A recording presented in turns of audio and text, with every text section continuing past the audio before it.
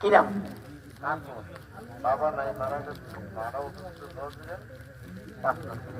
কাকুন মিয়া বাবা নাই, আল্লাহ তার বাবার কবরটা বেহেশতের বাগান বানায়।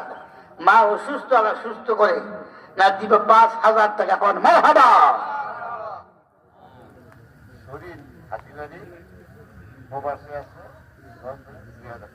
শরীফুল ইসলাম হাজী বাড়ি প্রবাসে আছে, দিবে 2,000 টাকা। কোন মারহাবা। আর 2,000 নেই, মিজানুর রহমান মুন্সি সাহেব নগদ 500, বাকি 1500, মোট 2,000 টাকা। কোন মারহাবা।